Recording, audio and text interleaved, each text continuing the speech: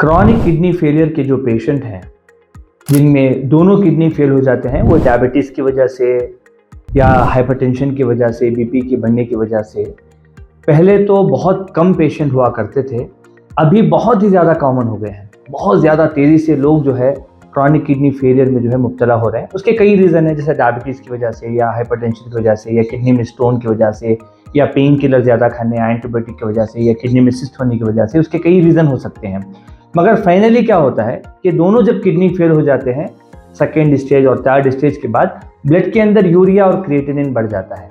तब जाहिर सी बात है डायलिसिस और ट्रांसप्लांटेशन की जो है नौबत आती है। तो ऐसे ही दो पेशेंट्स की रिपोर्ट मैं आपको बताऊंगा कि उसमें से हमारे पास एक पेशेंट आए थे। जब वो हमारे पास आए थे, उनका जो क्रिएटिनिन लेवल था वो 14.8 था और यूरिया जो है 237 था। मगर उन्होंने जब ये कहा डॉक्टर को सुनते हुए कि डायलिसिस करना है, उन्होंने कहा कि हमारे पास उतनी ताकत भी नहीं है और इतने पैसे भी नहीं है कि डायलिसिस कर सके। तो खैर वो जो अपने पास आके इलाज किए, तो 1 महीने की जो है हर्बल मेडिसिन्स, यूनानी मेडिसिन्स लेने के बाद उनका जो क्रिएटिनिन 8.1 हो गया और यूरिया 119 हो गया। यानी जहाँ पर यूरिया 237 था, विदाउट डायलिसिस उनका यूरिया 119 हो गया और क्रिएटिनिन 14.8 से 8.1 हो गया।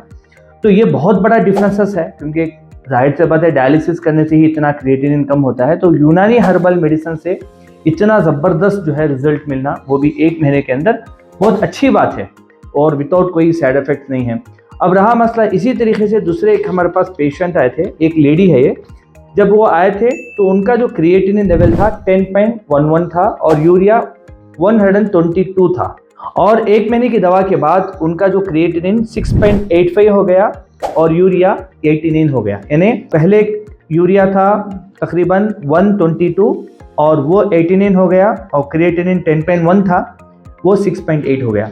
अच्छा, इसका मतलब ये नहीं कि कम्प्लीटली अच्छे हो गए, कि क्यूर हो गए इसके बाद उनको, ऐसा कुछ नहीं है, क्योंकि सिर्फ दवाओं के ज़रिए से और डायलिसिस के बगैर इतना कम होना, वो भी यूनानी हर्बल मेडिसिन जिसमें कोई ज़्यादा कुछ साइड इफ़ेक्ट नहीं है, खाएंगे तो फ़ायदा होगा, नुकसान इसके अंदर नहीं है।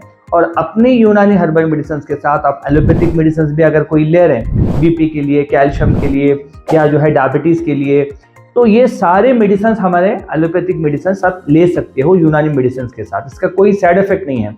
बहुत सारे लोग यही सवाल करते हैं कि क्या यूनानी मेडिसिन के साथ आप इंग्लिश मेडिसिन यानी एलोपैथिक मेडिसिन ले सकते हैं कि नहीं ले सकते। कई लोग बोलते हैं कि नहीं लेना चाहिए, और जो लोग बोलते हैं उनको यूनानी का ABCD भी नहीं मालूम है। तो ऐसा नहीं है, क्योंकि मैं खुद भी जो है यूनानी मेडिसिन में BOMS MD हूँ, डॉक्टर ऑफ मेडिसिन हूँ, और मैं एलोपैथिक से post graduation diploma in emergency medicine किया हूँ। तो दोनों नॉलेज के हिसाब से मैं आपको बता रहा हूँ कि दोनों आप ले सकते हैं, इसमें कोई साइड इफेक्ट नहीं है। और जो लोग डायलिसिस के हालत में आते हैं, कभी कभी जो पूरे सिम्टम्स उनको रहता है, जैसे मतलब वॉमिटिंग भी हो रही है, नोजिया हो रही है, ब्रीथिंग इश्यूज हो रही है, यानी सांस लेने में तकलीफ हो रही है, हिचका भी आ रहे हैं, दम भी घुट रहा है, पैर भी सूज रहे हैं, ऐसे वक्त में भी यूनानी मेडिसिन देने से वो सिम्टम्स भी कम होते हैं। मगर पेशेंट टू पेशेंट बदलता है, साथ में डाइट करना पड़ता है। अब दूसरा, कुछ लोग सवाल करते हैं कि आप कहाँ पर बैठते हैं, कहाँ पर मिल सकते हैं। पहली बात यह है कि बेंगलुरु में हमारे पास जो क्वींस रोड के पास जो क्लिनिक है, वहाँ पर सिर्फ मैं 1 दिन के लिए आता हूँ, सैटरडे के दिन।